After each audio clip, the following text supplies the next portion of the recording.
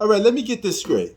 So as the media tries to cope with the fact that LeBron James is losing again, and we got to go to the excuse machine and make up reasons to why he's losing, instead of just putting the onus and the blame where it's supposed to be. Here's what Rob Parker had to say about that. Yeah, I never understood when we started giving people participation trophies. If nobody ever said the Buffalo Bills is one of the greatest NFL teams, that never happens. Thank you. That's my argument all the time when I talk about it. Marv Levy was the coach of that Buffalo Bills team. Went to Have you ever heard anybody say Marv Levy's the greatest coach in NFL history? No. No, because it's about winning. It is about winning. And if we're talking about the greatest of all time, we should nitpick. Yeah. Look through somebody's resume. Who'd you beat? What was the circumstance? What was the situation? That's what. And it doesn't mean that because I don't think LeBron's not the GOAT, I think he's a bum. He's a great player. So finally, somebody gets it. Rob Parker understands. When you're a superstar in basketball, the only thing that matters at the end of the day that separates yourself is the winning aspect. If you can't do much of it, you're not separating yourself from everybody else. What makes the player of the generation? He got to win. What makes a player the GOAT? He has to win. What player makes him a top 5 player? He has to win a majority of the time. Going to the NBA Finals and losing is not winning, okay? If you continuously lose, you are not winning. And by default, you are an underachiever, and that's what LeBron James is, okay?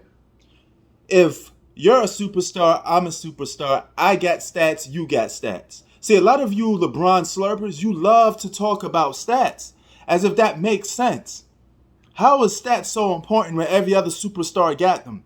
And the same guy that you're capping for and you're rooting for, his stats isn't even as impressive as the other guys. Okay? LeBron gets a triple-double. It's the best thing since sliced bread. But the Joker could do the same thing. Giannis could do the same thing. Kevin Durant could do the same thing. If we all got stats, you average 25, I average 27. When will these stats actually lead to winning? Because that's the end game. Anybody could get stats. If I tell you what's the difference between Hakeem Olajuwon and Michael Jordan, if none of them never won, but all they did was just produce stats and numbers, they pretty much just say, hey, this guy was an all-star, that guy was an all-star, he was first team, this guy was first team. It don't make a difference if nobody's doing something to separate themselves. You guys, your logic is pretty much like talking to a woman, getting her phone number. You call her, she ghosts you, she don't message you back. She completely ignores the fact that you even got her phone number, right? So that is what LeBron James going to the finals means. Means nothing if you're not winning. What's playing the lotto if you don't win? If you win, you got 2 of the words right. You still lost, right? You do things. What is the end game for it? Okay? Everything you do in life, it has a meaning to it and a purpose, I would like to think. So if you're chasing greatness, and LeBron James is a guy that's chasing greatness, gotta ask yourself, you got stats like every other superstar. What are you doing that's so different from everybody else? Now you still stuck with Steph Curry at 4 championships because neither one of you are going to make it to number 5. So now it just goes right back to square one to who won championships in a more stunning fashion. And even with that, Steph Curry got that edge over you. He beat you more times. And he won 2 championships without a super team. Hands to you winning championships with either a top 5 or a super team.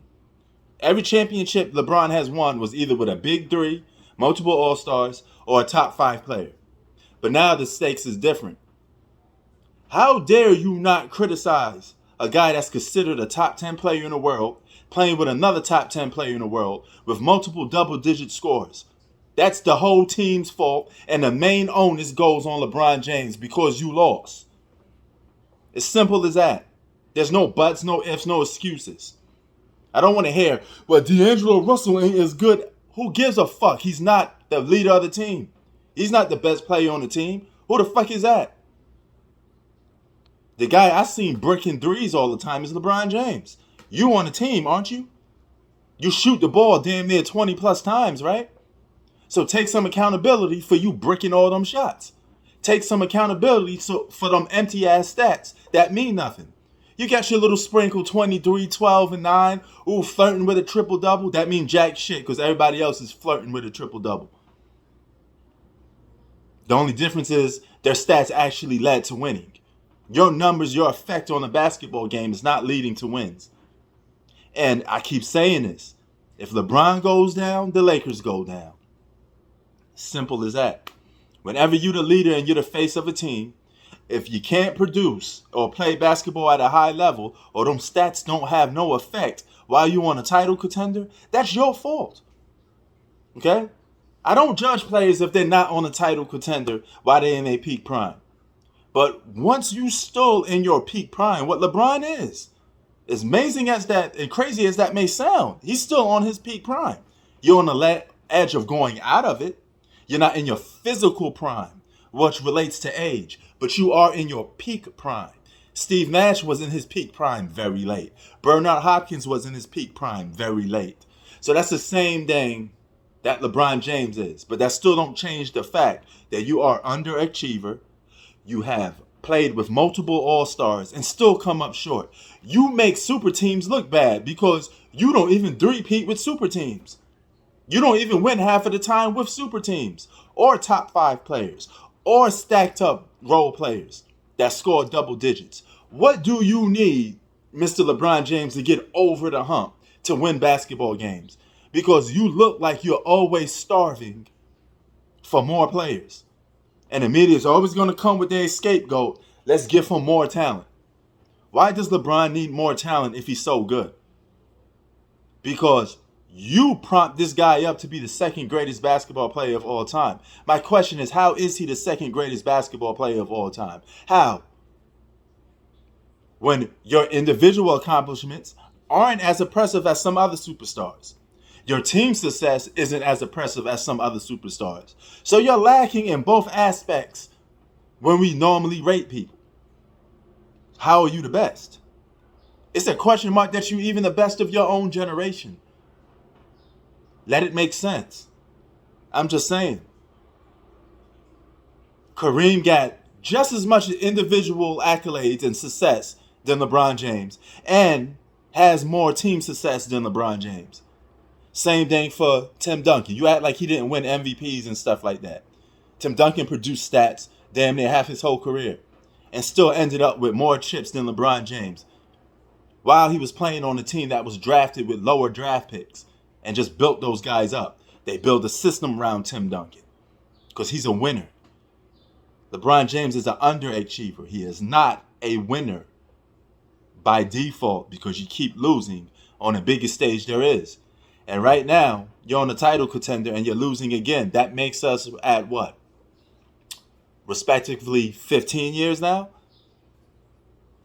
15 years? You only got 4 titles on the title contender in 15 years? And you've been to the finals multiple times?